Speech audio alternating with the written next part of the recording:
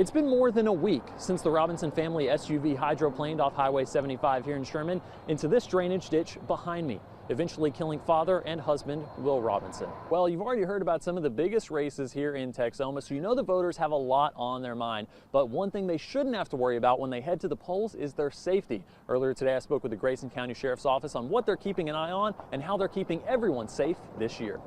Now, if we take a look at this data from Choctaw's Respiratory Health Hub, we can see that as recently as January 18th, the flu positivity rate was sitting right at 23%. We've spent the afternoon talking to neighbors up and down Sexton Road about everything that's been taken from them.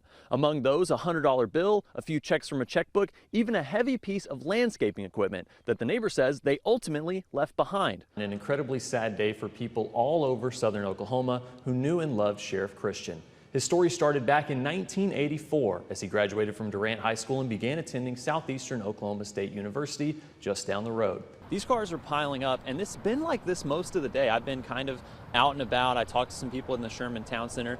They say that shopping today is even busier than it was on Black Friday. The plan will create a walking path connecting the Eisenhower Birthplace historic site here in Denison all the way to the historic and recently revitalized Main Street just a few blocks away. And of course, every snow day wouldn't be complete without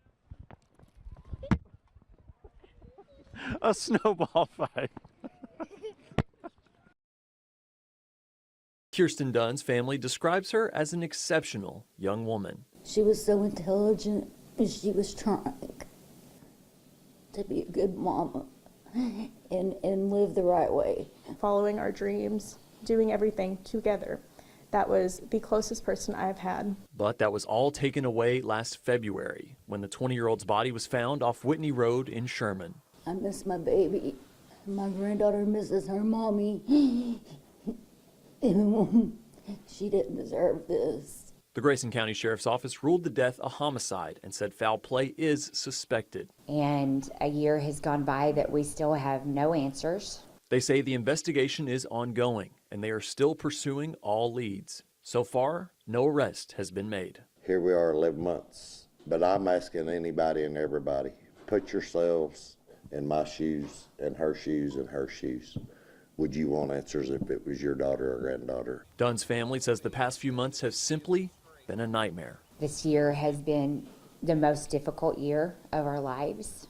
It's changed us as individuals. It's changed the way that we see humanity. Even still, they're trying to remain hopeful. We don't give up on our babies. We need to know what happened to Kirsten. And coming up on the 1-year anniversary of the day she was taken from them, Dunn's family is hosting another candlelight vigil to keep her memory alive. We need to find who did this to her, and they need to be brought to justice. This type of heat with the wind today and all these conditions is just perfect for a fire like that. And that was probably the propane tank that was in the backyard. Denison Deputy Fire Marshal Landon Lindsay said the call came in at about 11:30 Monday morning. Our whole department was at Officer Deering's funeral.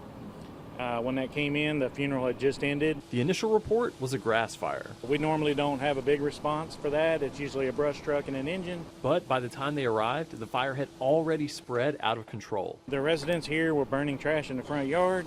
It takes literally minutes. It gets to his shop and then it spread to the house before we could get any water on it yet. And Lindsay says this fire is an unfortunate example about why the burn ban is in effect in the first place. Everything is so dry with us not having any rain and there's no humidity in the air. If there's a burn ban, it's serious. We want you to abide by the burn ban for this reason right here. It saves your home. And it could save your neighbor's home as well. The issue here too is that if it spreads to your neighbor's house and burns it down, that person is liable. The one that had the fire initially, he's liable for that. All the damage that he does and that he causes with that fire, he's liable for. Thankfully, this fire was put out with help from several local agencies and no one was injured. Penalties for violating an emergency declaration burn ban in Grayson County range from a fine of up to $1,000 to 6 months in jail.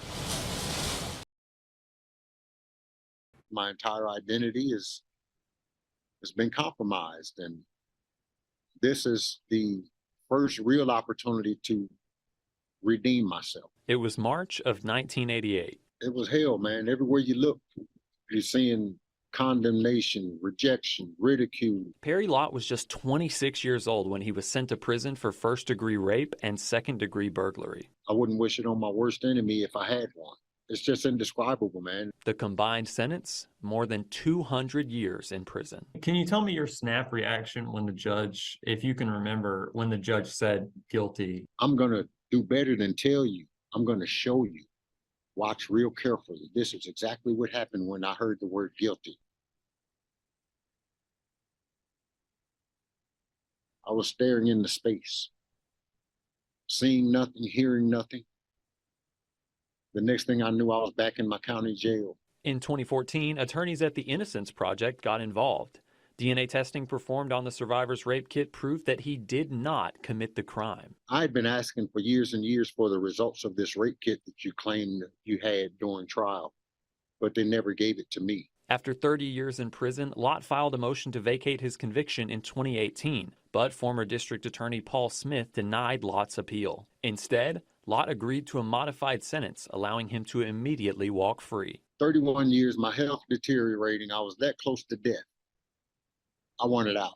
In Oklahoma, wrongfully convicted exonerees are entitled to receive up to $175,000, but Lott signed away restitution in the deal. After 31 years of being in prison, it wasn't about money, not with me. On Tuesday, a Pontotoc County judge gave Lott what he's waited 35 years to hear: exonerated of all charges. I'm truly blessed that my life, in comparison to where I've just come from, cannot be better. Although a huge chunk of his life was wrongfully taken from him, Lott is focused on cherishing what time he has left and using it to help others. It happened and there's nothing we can do about it.